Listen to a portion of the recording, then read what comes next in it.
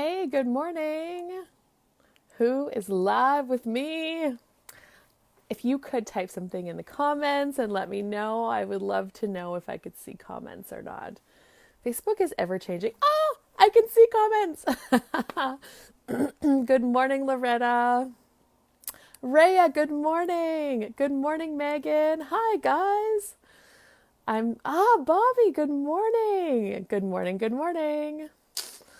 Alrighty, so welcome to this week's edition of Coffee Chat with me, Catherine Oster. Good morning, and I am outside on my deck. I'm not gonna lie, it's a little bit chilly, like my butt is a little bit cold, but I know what's coming. It's gonna be dark at this time pretty soon, and I won't be able to be outside at all, otherwise you won't see me. Ooh, actually we have a light. Maybe I could be. What else is possible? Anyway,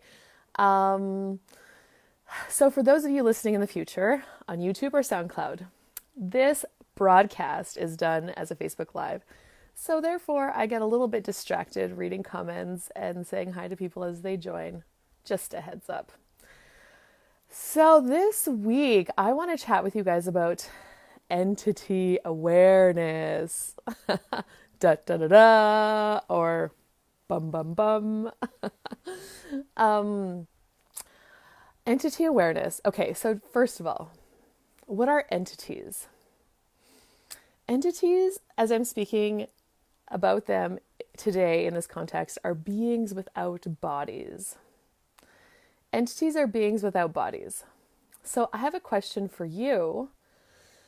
Truth, are you aware of entities? Yes or no?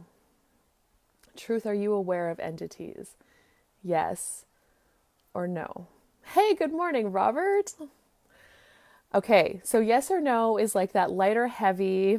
What's true for you makes you feel lighter, and what's a lie makes you feel heavier. So I just want to chat with you a little bit about how this awareness has shown up for me. And I'm going to take you back. I'm going to talk about my life pre-access consciousness. Pre-access consciousness. Back in, I think it was probably 2003, actually. So pre-access consciousness, I did my best to be normal, average, and real and try to fit in. And I was actually pretty good at it. I think I fooled a lot of people, even myself, into being normal, that I was normal, that I wasn't weird and aware of all these energies. I didn't practice any energy work before. Like I literally was your normal, average, and real person. I was a university student at the time, and my grandpa passed away. Hey, good morning, Mom. My grandpa passed away in 2003, and he was the first person that was really close to me in my life that I lost, that died. I didn't actually lose him. He just died. His body died. He's still very much energetically present. But I didn't really know that, and I was really confused.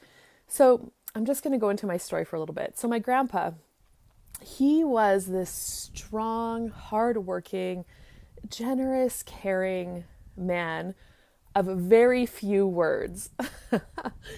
And I was very close to both my grandma and my grandpa. And when I was little, my memories of him are, I always loved horses, like loved them ever since I was born, probably from past lifetimes. I've had this love of horses. Good morning, Mary Lynn. Well, what would that be like? I would love to have you at my farm too. I'm sure we could build you a tiny house somewhere.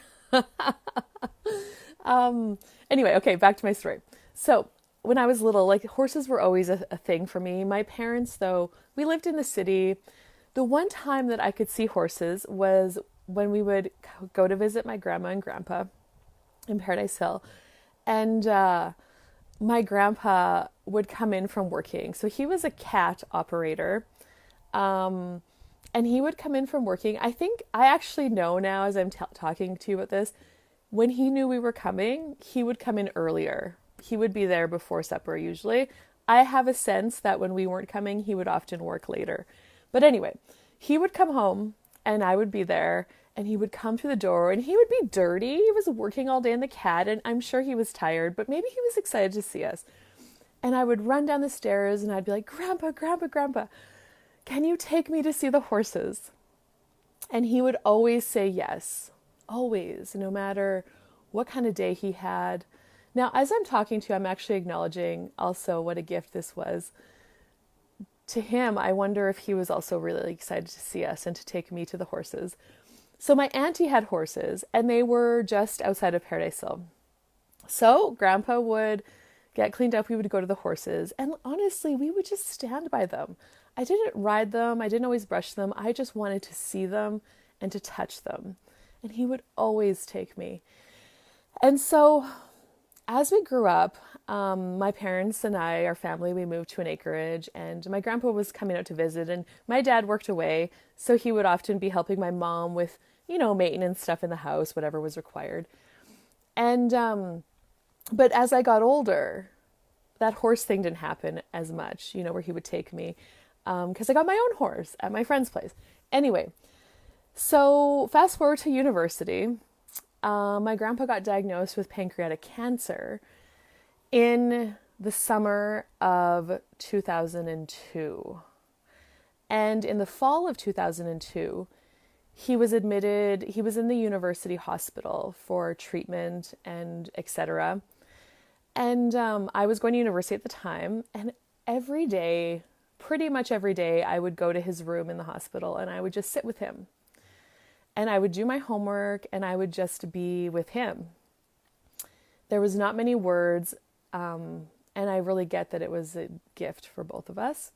Not even acknowledging it at the time, but looking back. So anyway, he got to get out of the hospital about November, I think. And we had a Christmas with him and my grandma. And then in January, he died. He passed away. His body died. Now, I remember being called into the hospital in Paradise Hill, kind of like it was his last moments. They called the family in. And I remember that moment. I really wanted to tell him how much I loved him, but I felt like I couldn't. I couldn't say the words, but I really wanted to, but I couldn't say them. And I didn't say them. And then he died.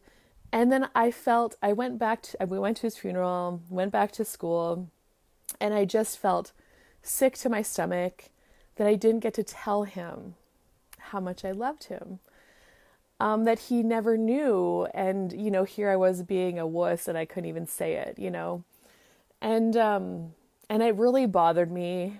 And then one night I had a dream about him.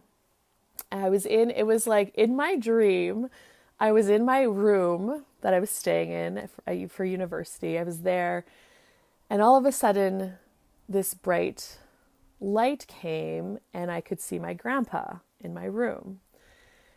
And he said to me, he put his hand out and he touched my leg or something like that. And he just said, "It's okay, Catherine.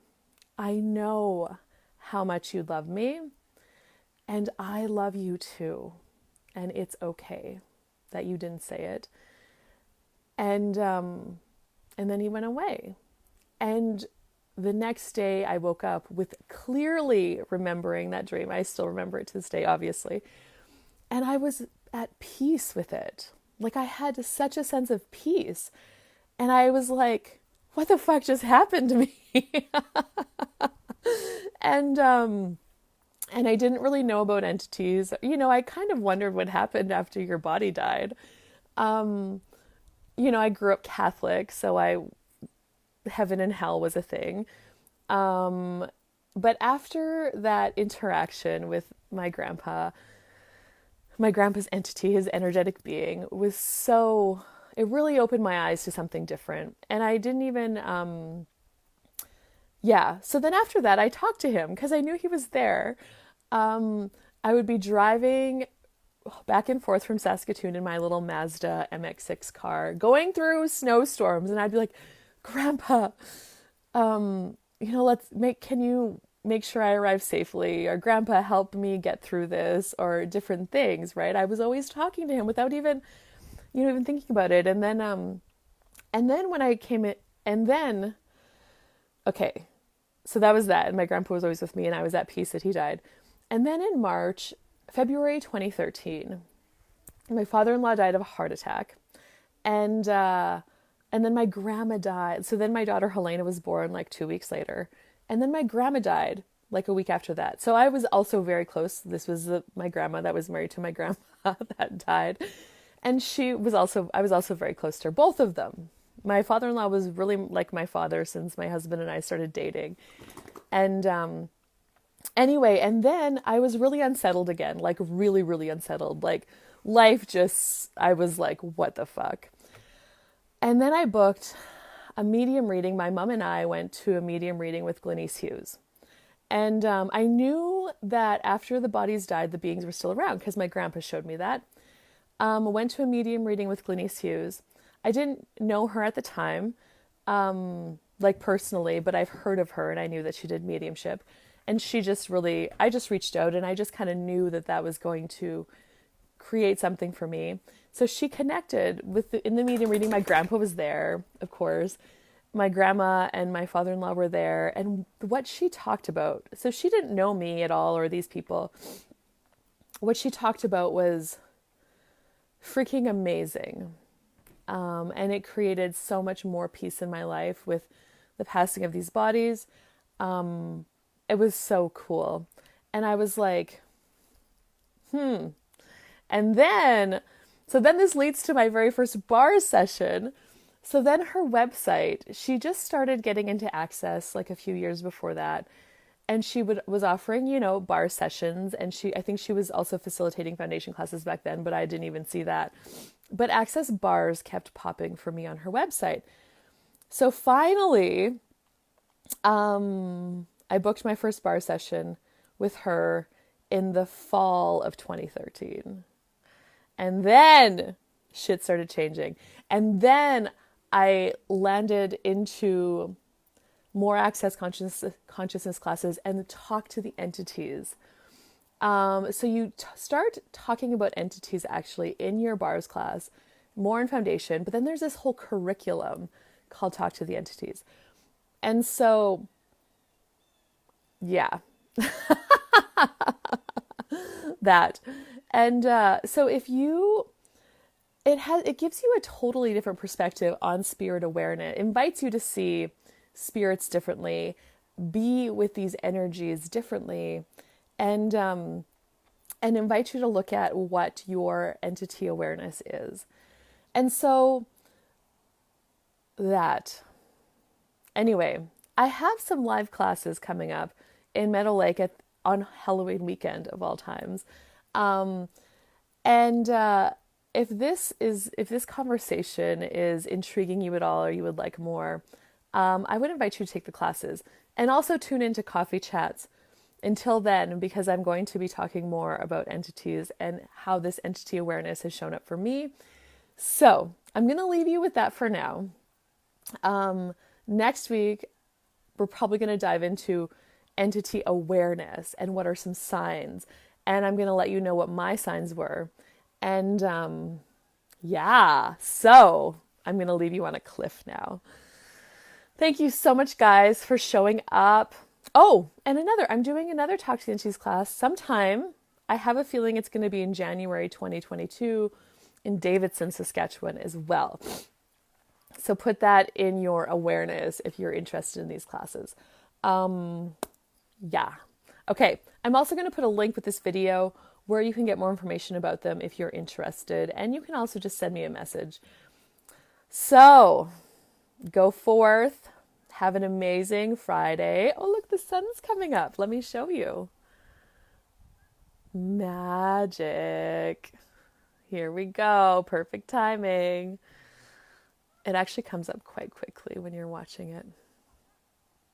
All right. Well, if I don't see you before next Friday for Coffee Chat, I will see you then. And cheers. What else is possible beyond what we could imagine? Bye-bye for now.